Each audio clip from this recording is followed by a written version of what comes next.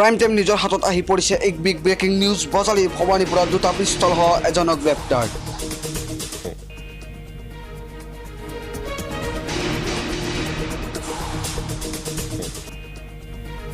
জানিব পৰা মতে লোকজনৰ নাম ৰুস্তম আলী খান আৰু লোকজনৰ ঘৰ বজালী ভৱানীপুৰৰ গলিয়া গাঁও। ভৱানীপুৰ আৰক্ষী চকীয়ে এক গোপন সূত্ৰ পম খেদি লোকজনক গ্ৰেপ্তাৰ কৰে।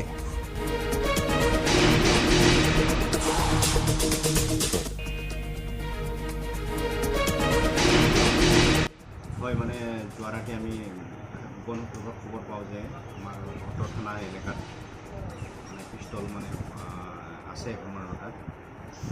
ইনফৰমেশ্যনটো পোৱাৰ লগে লগে আমি মাননীয় আৰক্ষী অধীক্ষক মহোদয়ক আমি জনাওঁ সম্পৰ্কে, আৰু তেখেতৰো মানে নেতৃত্বতে বুলি ক'ব পাৰি। তেখেতৰ মানে গাইডেন্সত মই আৰু আমাৰ হাউলি 10 CRPF বেটেলিয়ানৰ মানে ছেকশ্যনৰ সহায়ত আমি অপাৰেশ্যন চলাওঁ, আৰু সেই অপাৰেশ্যনতে গলিয়া গাঁৱৰ পৰা ৰুস্তম আলী খান নামৰ মানুহে পৰা আমি এই আৰ্মছটো মানে ৰিকভাৰ কৰোঁ।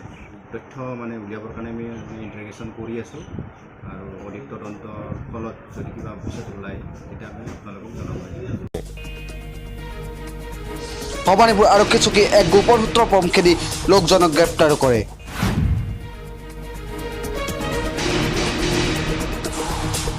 Bureau report, prime time news.